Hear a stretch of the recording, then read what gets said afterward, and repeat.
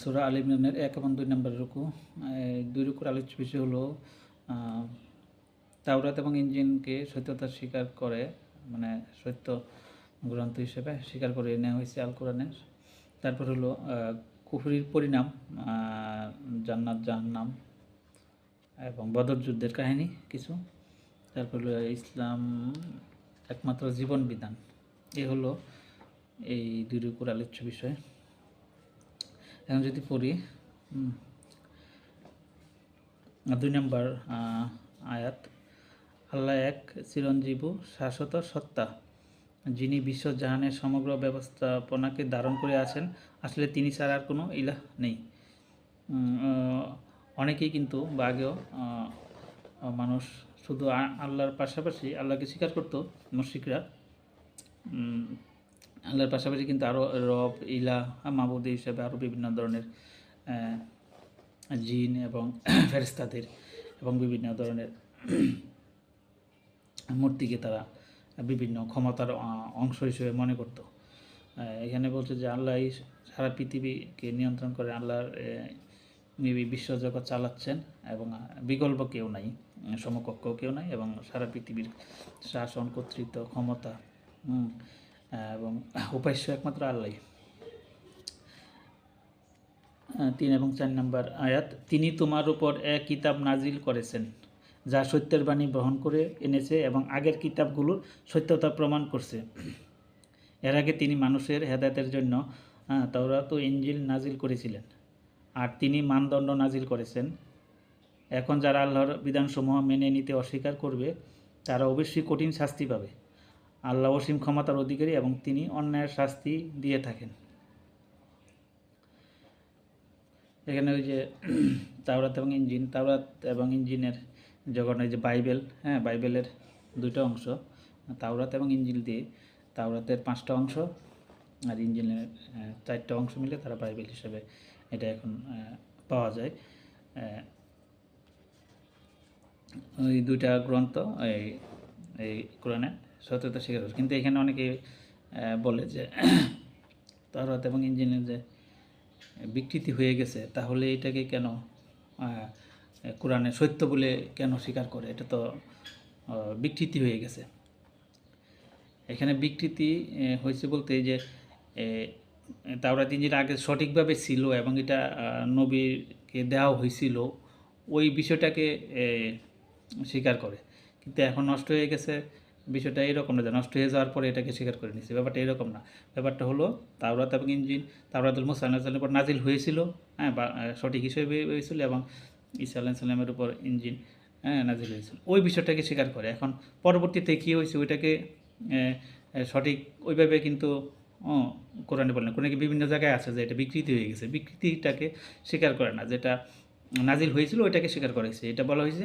আরেকটা বিষয় হলো বিকৃতি হইলো এটা যে আল্লাহর কিতাব, আল্লাহর বাণী, এইগুলা কিন্তু ওইটা পড়লেও ধারণা করা যায়, যে এটা একই জায়গার উৎস, মানে একই জায়গার। কোরআনটা যেরকম আল্লাহ পাঠাইছে ওইটাও আল্লাহ পাঠাইছে, এরকম একটা জিনিস বোঝা যায়। যেমন একটা ফ্যামিলিতে 4টা সন্তান যদি থাকে, তাহলে একজন যদি বিভিন্ন চেহারার হলেও কিন্তু এটা যে একই পিতা মাতার, এটা বোঝা যায়। যেরকম 3টা সন্তান বা 4টা সন্তান হলেও অনেক সময় বোঝা যায় এটা ওনার পিতা মাতার তারাদের সন্তান, এরকম কিছু বোঝা যায়। এটাই এখানে বোঝানো হয়েছে যে আল্লাহ যেমন পাঠাইছিল তাওরাত ইনজিল এবং এটা কোরআনে পাঠাইছে, এই জন্য কিছু কিছু জিনিস বোঝা যায়, কিছু মিল আছে আয়াতগুলোর মধ্যে, ইয়ার মধ্যে মিল আছে, এটাই এখানে বলছে। মানদণ্ড নাজিল করেছেন, মানে সত্য মিথ্যা পার্থক্যকারী কোরআন হলো সত্য মিথ্যা পার্থক্য করে দিতে পারে, হক বাতিল, সত্য মিথ্যা। মানে কেউ যদি চায় যে আমি জীবনে সঠিক পথটা আমার দরকার, আমি সঠিক পথ চাই, আল্লাহ তুমি আমাকে সঠিক পথ দেখাও, এটা যদি কেউ ইচ্ছা করে এবং সেই অনুযায়ী চিন্তা ভাবনা করে এটা জানার জন্য চেষ্টা করে, তাহলে যদি কেউ কোরআন পড়ে, হাদিস পড়ে, তাহলে আল্লাহ তাকে সঠিক পথ দিবে। তবে কেউ ইচ্ছা করলে কিন্তু সরল অনুবাদ দিয়ে পড়তে গেলে কিন্তু অনেক কিছু বুঝবে না, এবং কিছু সিস্টেম আছে কীভাবে আগাইতে হবে, আমরা এটা নিয়ে একদিন আলোচনা করব যে কোরআনকে বুঝতে হলে কীভাবে আগাইতে হবে। হ্যাঁ, এটা একদিন আলোচনা করব। তো বিষয়টা হলো যে কোরআনের তাফসির পড়তে হবে এবং কোরআনের এই প্রেক্ষাপট কীরকম, কোন প্রেক্ষিতে নাজিল হয়েছে এবং কোরআনের একই আয়াত বিভিন্ন জায়গায় আছে এবং দেখা গেছে যেভাবে সিরিয়াল অনুযায়ী নাজিল হয়েছে, কিন্তু কোরআন কিন্তু সেইভাবে লেখা হয় নাই, উল্টাপাল্টা করা হয়েছে। এটা কেন করা হয়েছে এবং এটার কারণটা কী? হ্যাঁ, এটা কিন্তু একটা যুক্তি আছে, যুক্তিসঙ্গত কারণ আছে। এবং দেখা যায় একটা জিনিস আলোচনা হচ্ছে, একটা সূরা নাজিল হচ্ছে, দেখা গেছে হঠাৎ করে বিভিন্ন ধরনের ইতিহাস, হ্যাঁ, ইতিহাসের বিশাল একটা সোর্স হলো কোরআন শরীফ। হ্যাঁ, আদ জাতি, সামুদ জাতি, লুত, ফেরাউন, অনেক নূহ আলাইহিস সালাম, অনেক কাহিনী আছে। ওই কাহিনী থেকে শিক্ষা দেওয়ার জন্য এই মাঝে মাঝে চলে আসছে এবং দেখা গেছে যে একই ঘটনা বিভিন্ন জায়গায় আসছে, কিন্তু আসলো ওই ঘটনার একটা চুম্বক অংশ ওই সূরার ভিতরে ঢুকাই দিছে যাতে বোঝানো যায়। কোরআন সরাসরি মানুষকে কোনো কিছু বোঝায় না, একটা ঘটনা দেখায়, হ্যাঁ, তারপরে মানুষের শিক্ষা দেয় যাতে মানুষ বুঝে। সরাসরি শিক্ষা দিলে মানুষ বুঝতে চায় না। হ্যাঁ, যাই হোক, এটা নিয়ে আলোচনা করবো যে কোরআন বা হাদিসটা বুঝতে গেলে কীভাবে আগাবো। এর মূল বিষয়টা হলো কেউ যদি চায় তাহলে আল্লাহ কাছে চায় তাহলে আল্লাহ তাকে সঠিক পথ দেখায়, এটাই বলছে কোরআন শরীফে। যাই হোক, 5 নম্বর আয়াত, পৃথিবী ও আকাশের কোনো কিছু আল্লাহর কাছে গোপন নেই। 6 নম্বর, তিনি মায়ের পেটে থাকা অবস্থায় যেভাবে ইচ্ছা তোমাদের আকৃতি গঠন করেন, এ প্রবল পরাক্রম মহাজ্ঞানের অধিকারী সত্তা ছাড়া আর কোনো ইলাহ নেই। 7 নম্বর, তিনি তোমার প্রতি এক কিতাব নাজিল করেছেন। এক কিতাবে 2 ধরনের আয়াত আছে। এক হচ্ছে মুহকামাত, যেগুলো কিতাবের আসল বুনিয়াদ, এবং দ্বিতীয় অংশ হচ্ছে মুতাশাবিহাত, যাদের মনে বক্রতা আছে তারা ফিতনা সৃষ্টির উদ্দেশ্যে সবসময় মুতাশাবিহাতের পিছনে লেগে থাকে এবং এর অর্থ করার চেষ্টা করে থাকে, অথচ সেগুলো আসল অর্থ আল্লাহ ছাড়া আর কেউ জানে না। বিপরীত পক্ষে পরিপক্ক জ্ঞানের অধিকারীরা বলে, আমরা এর প্রতি ঈমান এনেছি, এসব আমাদের রবের পক্ষ থেকেই এসেছে। আর প্রকৃতপক্ষে জ্ঞানবান লোকেরাই কোনো বিষয় থেকে সঠিক শিক্ষা গ্রহণ করে থাকে। এখানে যে 5 থেকে 7 পর্যন্ত যে আলোচনা করা হয়েছে, এটা হলো আল্লাহর গোপন কিছু, সব কিছু জানে, এমনকি পেটের ভিতরে মানুষ যেভাবে তৈরি হচ্ছে, কীভাবে তৈরি হবে, কেমনে টোটাল সিস্টেম আল্লাহ করে থাকেন। এবং আল্লাহ পরাক্রমশালী, মানে সব কিছু পারে, এটি বলছে। তারপরে বলছে যে 2 ধরনের আয়াত, কোরআনের মধ্যে 2 ধরনের আয়াত, একটা হলো মুহকামাত, যেটা সহজে বোঝা যায়, হ্যাঁ, এটা, এবং এটাই হলো মানুষের জন্য, এটাই উম্মতের জন্য, এটাই অনুসরণ করতে হবে। কিন্তু কিছু কিছু জিনিস আছে যেটা একটু বোঝা যায় না, এটার অর্থ একমাত্র আল্লাহই জানে, ওইটা ওইভাবে রাখতে হবে, কিন্তু এটাকে নিয়ে নিজের মতো করে অর্থ করা যাবে না। এবং এটা নিয়ে এই যে নাস্তিক, সংশয়বাদী বা বিভিন্ন ধর্মের তারা এসে এটাকে নিয়ে বিভিন্ন ধরনের আলোচনা করতে চায়, এটা করা যাবে না। এটা যেই ক্ষমতা মানুষকে দেওয়া হয়নি, এটা করা যাবে না। আল্লাহ সূরা বাকারায় সম্ভবত 255 নম্বর আয়াতে হতে পারে, বলছে যে মানুষের জ্ঞান আল্লাহ যতটুকু দিচ্ছে ততটুকু, হ্যাঁ, একটা নির্দিষ্ট পরিমাণে জ্ঞান দেওয়া হয়েছে এবং নির্দিষ্ট বিষয়গুলো জানানোর ক্ষমতা দেওয়া হয়েছে, এর বাইরে মানুষ কোনো কিছু পারে না। এটা ওই মেনে নিতে হবে বলতে আল্লাহর ক্ষমতা যতটুকু মানুষকে দিচ্ছে, মানুষ ততটুকুই জানে, আর বেশি জানে না। বিজ্ঞানের ক্ষেত্রে দেখি আমরা, বিজ্ঞান যতই গবেষণা করুক সব কিছু পারে না, হ্যাঁ, একটা সামান্য অংশ 1-2% পারে, আর বেশি পারে না, এবং কোনো দিন পারবেও না। হ্যাঁ, মানুষের জ্ঞান আল্লাহ বলছে যে লিমিট করে দেওয়া হয়েছে। দেখা যায় বিশ্বজগতের এমন প্রান্ত আছে, হ্যাঁ, আরও শরীর প্রান্তে কী আছে, মানে বিশ্বজগতের শেষ প্রান্তে কী আছে, এটা মানুষ যাইতে পারবে না। আল্লাহ জ্ঞান বলি যে এর বাইরে আর কেউ যাইতে পারবে না। যাই হোক, এখানে এটাই বলছে যে কিছু কিছু আয়াত আছে, এটা হলো আল্লাহই জানে, এটা নিয়ে কিছু বিতর্ক করা যাবে না। 8 নম্বর, তারা আল্লাহর কাছে দোয়া করতে থাকে, হে আমাদের রব, যখন তুমি আমাদের সোজা পথে চালিয়েছো তখন আর আমাদের অন্তরকে বক্রতায় আচ্ছন্ন করে দিও না। তোমার দান ভাণ্ডার থেকে আমাদের জন্য রহমত দান করো, কেননা তুমি আসল দাতা। 9 নম্বর আয়াতে বলছে যে তারা, এখানে তারা বলতে যারা পরিপক্ক জ্ঞানের অধিকারী, যারা ঈমান আনছে, তারা কিন্তু ওই আয়াতগুলো নিয়ে কোনো ঝামেলা করে না, ওই লোকের কথা বলছে।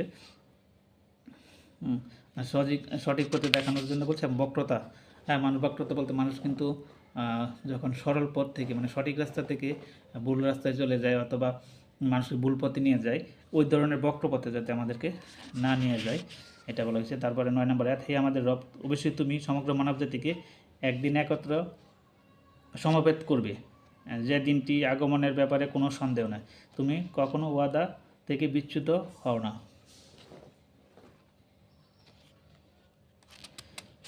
ওই যে কিয়ামতের কথা বলছে এবং আল্লাহ যে ওয়াদা পালন করে এটা বলছে।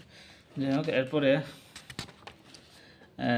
রুকু 2 নম্বর রুকু 10 নম্বর আয়াত, যারা কুফরি নীতি অবলম্বন করেছে তাদের না ধন সম্পদ না সন্তান সন্ততি আল্লাহর মোকাবেলায় কোনো কাজে লাগবে, তারা জাহান্নামের ইন্ধনে পরিণত হবেই। 11 নম্বর আয়াত, তাদের পরিণাম ঠিক তেমনি হবে যেমন ফেরাউনের সাথীও তার আগের নাফরমানদের হয়ে গেছে। তারা আল্লাহর আয়াতের প্রতি মিথ্যা আরোপ করেছে, ফলে আল্লাহ তাদের গুনাহের জন্য তাদেরকে পাকড়াও করেছেন, আর যথার্থী আল্লাহ কঠোর শাস্তি দানকারী। এখানে 10 এবং 11 এই যে মানুষদের অর্থ সম্পদ সন্তান কত কিছু আছে, কিন্তু যারা কুফরি করে তাদের কোনো কিছু কাজে লাগবে না। এই যে আমরা দেখি সারা পৃথিবীতে যারা কুফরি করতেছে, মুশরিক, ইহুদি, তারা এই পৃথিবীতে তাদের কিন্তু অর্থনীতি বলেন, রাজনীতি,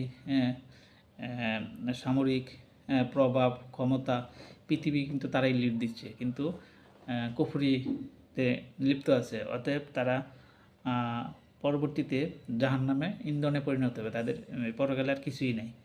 হ্যাঁ, তাদের যতই ক্ষমতা থাকুক, ধনসম্পদ থাকুক, কিন্তু এটা কোনো কাজে আসবে না যদি কুফরি করে। এবং তাদের পরিণতি হবে ফেরাউনের সাথে, ফেরাউন এবং তার সাঙ্গপাঙ্গের মতো পরিণতি হবে। এবং কুফরি বলতে কুফরি কিন্তু অনেক ধরনের হয়। একটা আছে সরাসরি কুফরি, মানে আল্লাহকে একদম অস্বীকার, আল্লাহকে একদম অস্বীকার করে, আল্লাহর ক্ষমতা বা আল্লাহর কোনো কিছু সব কিছুকে অস্বীকার করে। আবার কেউ কেউ আল্লাহকে স্বীকার করে কিন্তু নবী রাসূলকে স্বীকার করে না। আবার কেউ আছে কিছু নবী রাসূলকে স্বীকার করে, আবার কিছুকে স্বীকার করে না। আবার দেখা গেছে যে নবী রাসূলকে স্বীকার করে, আল্লাহ স্বীকার করে কিন্তু আল্লাহর বিধানগুলোকে মানে না। এই ধরনের বিভিন্ন ধরনের 6 ধরনের কুফরি আছে। হ্যাঁ, এক একটা এক এক রকম। হ্যাঁ, সব কুফরি একরকম না।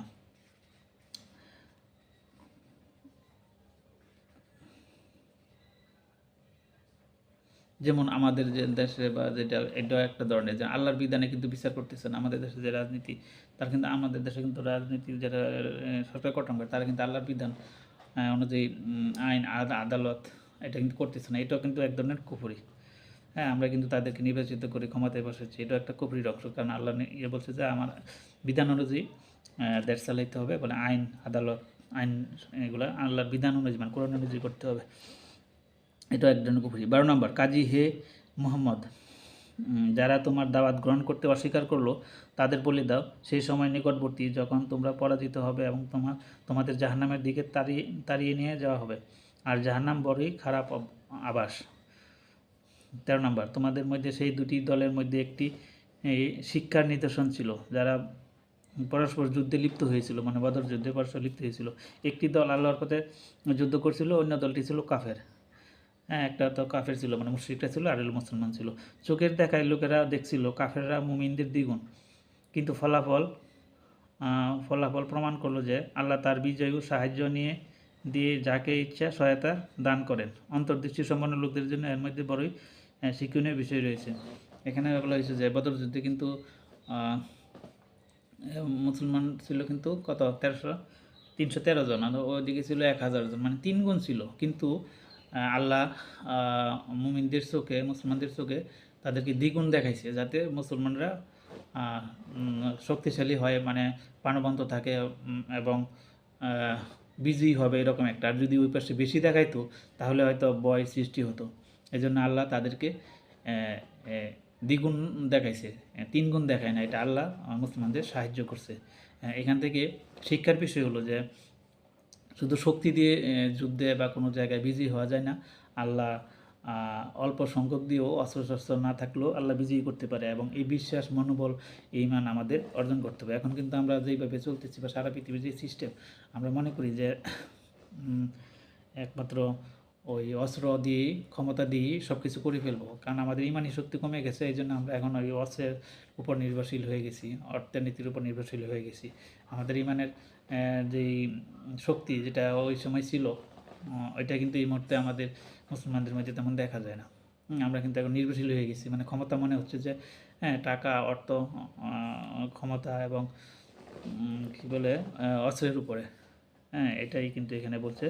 আর হলো আমাদের ইমানদার এমন হতে হবে যে ওই সময় যারা ছিল তাদের যারা মুসলমান ছিল তারা কিন্তু ইমান আল্লাহর প্রতি হ্যাঁ দোয়া করতেছিল, নামাজ পড়তেছিল, আল্লাহর উপরে ভরসা রেখে তারা কিন্তু যুদ্ধে গেছিলো, বদর যুদ্ধে। অথচ ওই পক্ষ মুশরিকরা কী ছিল, তারা নাচ গান করে হ্যাঁ শক্তি অস্ত্রের জুড়ে সংখ্যা বেশি, তারা কিন্তু আল্লাহর উপর নির্ভর করে না, তারা কিন্তু শক্তি দিয়ে মুসলমানদের হারাবে, ধ্বংস করে দেবে, এইভাবে তারা চলে আসছিল। কিন্তু শেষ পর্যন্ত তারা 70 জন নিহত হয়েছিল এবং 70 জন বন্দী হয়েছিল। এই হলো এখানে আলোচনার বিষয়। তারপরে 14 নম্বর আয়াত, মানুষের জন্য নারী, সন্তান, সোনা রূপার স্তূপ, সেরা ঘোড়া, গবাদি পশু, কৃষিক্ষেতের প্রতি আসক্তিকে বড়ই সুশোভিত করা হয়েছে, কিন্তু এগুলো দুনিয়ার ক্ষণস্থায়ী জীবনের সামগ্রী মাত্র। প্রকৃতপক্ষে উত্তম আবাস তো রয়েছে আল্লাহর পথে, আল্লাহর কাছে। 14 নম্বরে যেটা বলা হয়েছে যে আমরা যে পৃথিবী দেখি এখন, আমরা যে সমাজে দেখি কী অবস্থা, মানুষের যদি টাকা পয়সা, বাড়ি গাড়ি, চাকরি এটা হয় তাহলে আমাদের খারাপ লাগে যে আমরা হয়তো কিছুই পাইলাম না।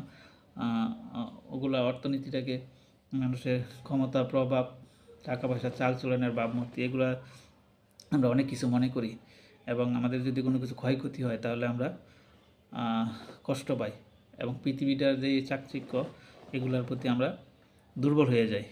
হ্যাঁ, এই যে এত কিছু, নারী, সন্তান, সোনা রূপা, অর্থনীতি, কৃষি, সব কিছুই মানুষ হলো, এগুলো হলো চাকচিক্য, এগুলা আমাদেরকে আসক্তিতে ফেলে দেয়, কিন্তু এগুলা কিছুই না। ক্ষণস্থায়ী বলতে কোরআন আসছে বিভিন্ন জায়গায়, কয়েক মিনিটের জায়গায় পৃথিবী, আখিরাতের তুলনামূলকভাবে এটা বোঝানোর জন্য, কারণ আল্লাহর কাছে তো সময় একই, সময়ের কিন্তু কম বেশি নাই বা অতীত ভবিষ্যৎ নাই, ওইখানের তুলনায় বোঝানোর জন্য বলছে যে ক্ষণস্থায়ী, মানে কয়েক মিনিটের জায়গা, বা তো বলছে কয়েক দিনের জায়গা। সেই ক্ষেত্রে চিন্তা করলে ওইখানে যে হাজার হাজার কোটি সময় থাকবো আমরা, ওই অনুযায়ী এখানে স্বর্ণের পাহাড় দিয়ে দিল, ওটা আসলে অর্থহীন। আমরা যদি ওইভাবে তুলনা করি তাহলে আমাদের কাছে এগুলো কিছুই মনে হবে না। আর যদি আমরা পরকালকে ওইভাবে চিন্তা না করি তাহলে মনে হবে পৃথিবী, আমি মনে হয় ঠকে গেছি, আমাকে আল্লাহ ছোটো করে দিছে, গরিব বানিয়ে দিছে, আমি মনে হেরে গেলাম, আমাকে মনে অবিচার করা হয়েছে। ব্যাপারটা কিন্তু এরকম না। আল্লাহ চিন্তা করে পরকালের যে হাজার হাজার কোটি বছর, এখানে কয়েক মিনিটের বছর, তো ওই সাথে তুলনা করলে বিষয়টা কিন্তু আমরা যেভাবে চিন্তা করি তখন কিন্তু আমাদের কষ্ট লাগবে না। তারপর 15 নম্বর, বলো আমি কি তোমাদের জানিয়ে দেব ওগুলোর চেয়ে ভালো জিনিস কি? যারা তাকওয়ার নীতি অবলম্বন করে তাদের জন্য তাদের রবের কাছে রয়েছে বাগান, যার নিম্ন দেশে ঝর্ণাধার প্রবাহিত হয়। সেখানে তারা চিরন্তন জীবন লাভ করবে। পবিত্র স্থিরা হবে তাদের সঙ্গিনী, আর তারা লাভ করবে আল্লাহর সন্তুষ্টি। আল্লাহ তার বান্দাদের কর্মনীতির উপর গভীর প্রখর দৃষ্টি রাখেন। এখানে বলছে যে এই যে পরকাল, আমরা এখানে দুনিয়ায় যা করতেছি এগুলা গুরুত্বপূর্ণ হলো তাকওয়া, মানে আল্লাহর ভয়। আল্লাহর ভয়ে যারা আল্লাহর পথে চলে তাহলে তাদেরকে জান্নাত দিবে, জান্নাতের বর্ণনা দিয়েছে, ঝর্ণা থাকবে সেখানে। পবিত্র স্থিরা তাদের সঙ্গী। পবিত্র স্থিরা বলতে কি এখানে সঙ্গী? পবিত্র স্থিরা বলতে যারা যদি ভালো, পুরুষ যদি, স্বামী যদি ভালো হয়, স্ত্রী যদি ভালো হয় তাহলে দুইজন জান্নাতে থাকবে। আবার যদি স্বামী খারাপ হয়, জাহান্নামে, তাহলে স্ত্রীকে ওইখানে জান্নাতি একজন পুরুষ দিবে যার দুনিয়ায় স্ত্রী খারাপ ছিল। আবার যদি স্বামী ভালো হয়, স্ত্রী খারাপ হয়, তাহলে জান্নাতে অন্য আরেকটা স্ত্রী দিবে যিনি ভালো। অথবা যদি দুইজনই ভালো হয় তো দুইজনই থাকবে। এটাই এখানে বলছে যে তাদের নিজের স্ত্রী ওদেরকে দেওয়া হবে, বা নিজের কী বলে বিকল্প একটা দেওয়া হবে, যেটা দুনিয়ার যারাই তাদের কাছ থেকেই দেওয়া হবে। আর হুরের যে ঘটনা এটা তো আলাদা, ওটা এই পৃথিবীর কেউ না, ওটা আল্লাহ ওখান থেকে বানিয়ে দেবেন। আর হলো আল্লাহ বান্দাদের কর্মনীতির গভীর প্রখর দৃষ্টি রাখেন। মানুষ কী করতেছে না করতেছে এগুলা কিন্তু আল্লাহ গভীর দৃষ্টি রাখেন। এরকম না যে আল্লাহ দেখতেছে না, সবাইকে সব কিছু দেখতেছে, ওই পরিমাণ ওই কিছু দেখেই আল্লাহ আমাদের সব কিছু দেবেন। 16 নম্বর লোকেরাই বলে হে আমাদের রব, আমরা ঈমান এনেছি, আমাদের গুনাহখাতা মাফ করে দাও এবং জাহান্নামের আগুন থেকে আমাদের বাঁচাও। 17 এরা সবরকারী, সত্যনিষ্ঠ, অনুগত ও দানশীল এবং রাতের শেষ ভাগে আল্লাহর কাছে গুনাহ মাফের জন্য দোয়া করে। এই লোকেরাই কি বলে যে আমাদের ঈমান নিচে আমাদের গুনাহখাতা মাফ করে দাও, আগুন থেকে বাঁচাও, এবং তারা সবরকারী হয়। সবরকারী কিন্তু অনেক কিছু, পৃথিবীর সব কিছু কিন্তু সবরের উপর নির্ভর করে। সবর মানে কি? আমি একটা খারাপ কাজ থেকে দূরে থাকলাম, এটা সবর। আমি পৃথিবীর চাকচিক্য অর্থনীতি দেখে আমার মন খারাপ হয় না, এটা সবর। আমি অসুস্থ হয়ে গেছি, আমি গরিব হয়ে গেছি, আমি সবর করছি। আমার খারাপ কিছু করতে মন চায়, ওইটা আমি করি না, এটা আমার সবর। হ্যাঁ, আমার চারদিকে বিপদ, হ্যাঁ, আমার প্রতিবেশী, আশেপাশে সামাজিকতা এগুলা খারাপ, এরপরও আমি ভালো হয়ে চলতেছি। কিসের কারণে? সবরের কারণে। এই সবর হলো সব কিছুর মূল। এই সবর খারাপ কিছুর থেকে ভালোর দিকে যাওয়ার জন্য, জান্নাত থেকে জান্নাতে যাওয়ার জন্য সবরই মানুষকে সাহায্য করে। এবং এগুলো যে সত্যনিষ্ঠ হইতে হবে, অনুগত, দানশীল এবং এই যে শেষ রাতের নামাজ, মানে তাহাজ্জুদের নামাজ, এইগুলো হইলো ভালো ইমানদারের বৈশিষ্ট্য আর কি। 18 নম্বর, আল্লাহ নিজেই সাক্ষ্য দিয়েছেন তিনি ছাড়া আর কোনো ইলাহ নেই, এবং ফেরেশতাও সকল জ্ঞানবান লোকই সততা ও ন্যায়পরায়ণতার সাথে সাক্ষ্য দিচ্ছে যে সেই প্রবল পরাক্রান্ত জ্ঞানবান সত্তা ছাড়া আর কোনো ইলাহ নেই। আল্লাহ সাক্ষ্য দিয়েছে যে আল্লাহ ছাড়া কোনো ইলাহ নেই। আর এটা সাক্ষ্য কে দিচ্ছে? ফেরেশতারা দিচ্ছে, জ্ঞানবান লোক, ন্যায়পরায়ণ লোক, তারা সাক্ষ্য দিচ্ছে যে আল্লাহ ছাড়া অন্য কেউ নেই।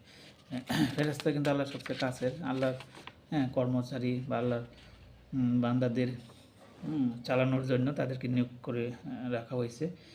তারা আল্লাহকে ভালো করে চিনে, তারাই বলছে যে আল্লাহ ছাড়া অন্য কোনো ইলাহ নেই। আচ্ছা, তারপর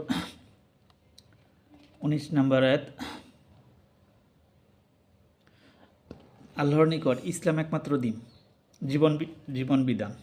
যাদেরকে কিতাব দেওয়া হয়েছিল তারা এর দিন থেকে সরে গিয়ে যেসব বিভিন্ন পদ্ধতি অবলম্বন করেছে সেগুলো অবলম্বনের এছাড়া আর কোনো কারণই ছিল না যে প্রকৃত জ্ঞান এসে যাওয়ার পর তারা নিজেদের মধ্যে পরস্পরের উপর বাড়াবাড়ি করার জন্য এমনটি করেছে।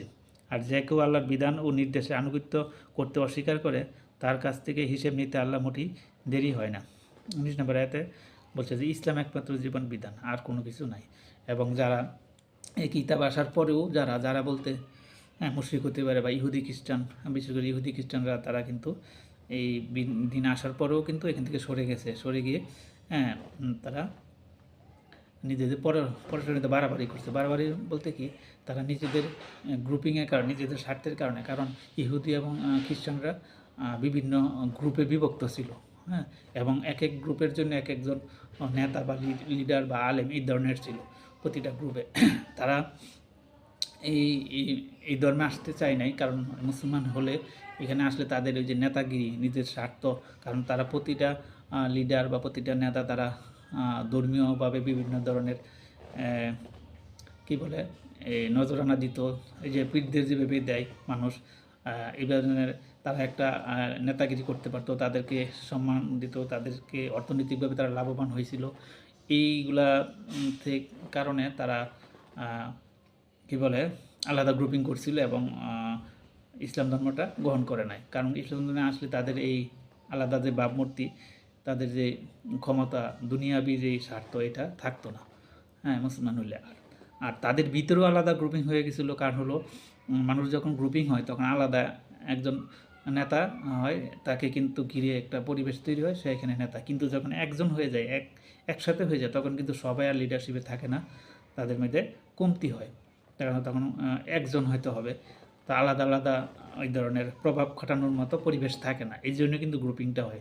এটার কারণটা হলো ব্যক্তিগত স্বার্থ, হ্যাঁ, নিজের লোভ, নিজের সুবিধার জন্য, নিজের ক্ষমতা বজায় রাখার জন্য এরকম গ্রুপিং হয়। এটা যেরকম কয়েকটা গ্রুপ হইতে পারে, আবার এক দেশ আরেক দেশের সাথে যখন এরকম সম্পর্ক হয় তখন কিন্তু ব্যক্তিগত স্বার্থের জন্য অনেক সময় আরেক দেশের আক্রমণ করে।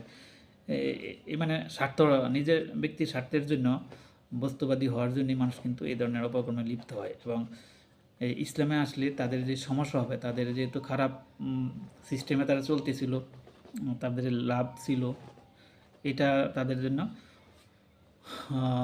দুনিয়াবি কোনো লাভ হয়তো তাৎক্ষণিকভাবে ছিল না, তাদের হয়তো কিছু লস হতো, এটাকে তারা ছাড়তে চাচ্ছিল না, যার কারণে তারা বিপদগামী হয়ে যায় এবং আল্লাহ তাদেরকে এখান থেকে চলে এসে আল্লাহর বিধানে মেনে নিতে বলছে, এবং তারা অস্বীকার করলে তাদের বিচার করতে আল্লাহ দেরি হয় না, এটা বলছে। দেরি হয় না বলতে মরার সাথে সাথে মানুষের শুরু হয়ে যায়। তারপর 20 নম্বর, এখন যদি এ লোকেরা তোমার সাথে বিতর্কে লিপ্ত হয় তাহলে তাদের বলে দাও আমিও আমার অনুগতরা আল্লাহর সামনে আনুগত্যের শির নত করেছি। তারপর আহলে কিতাব ও আহলে কিতাব উভয়কে জিজ্ঞেস করো, তোমরা কি তার বন্দেগী কবুল করেছ? যদি করে থাকো তাহলে ন্যায় ও সত্যের পথ লাভ করেছ, আর যদি তা থেকে মুখ ফিরিয়ে নিয়ে থাকো তাহলে তোমার উপর কেবলমাত্র পয়গাম পৌঁছিয়ে দেওয়ার দায়িত্বই অর্পিত হয়েছিল। পরবর্তী পর্যায়ে আল্লাহ নিজেই তার বান্দাদের অবস্থা দেখবেন। এখন যদি লোকেরা তোমার সাথে বিতর্কে লিপ্ত হয়, মানে নবীর সাথে যদি ওই যে যারা ইহুদি বা খ্রিস্টান তার সাথে বিতর্কে লিপ্ত হয়, তাহলে তাদের বলে দিতে বলছে যে আমি এবং আমার অনুগতরা, আমি মানে নবী এবং যারা মুসলমান হয়েছে তারা কী হয়েছে, আনুগত্যের শির নত করেছি, মানে আল্লাহর প্রতি আনুগত্য হয়েছি। তারপর আহলে কিতাব ও আহলে কিতাবকে জিজ্ঞেস করো, তখন বলছে যে তুমি আহলে কিতাব এবং আহলে কিতাব বলতে খ্রিস্টান এবং ইহুদি, আর আহলে কিতাব হলো মুশরিকদের, তাদেরকে বলে যাও সত্য এবং ন্যায়পথে আসার জন্য যদি না আসে তাহলে কিছু করার নাই, তোমার দায়িত্ব ছিল শুধু পয়গাম পৌঁছিয়ে দেওয়া, বাকিটুকু আমি ব্যবস্থা করব। নিজেই বান্দাদের অবস্থা দেখবে, বাকিটুকু আল্লাহ দেখবে। এ হলো 1 এবং 2 নম্বর আয়াতের বিষয়। তাহলে এই পর্যন্তই, আল্লাহ হাফেজ।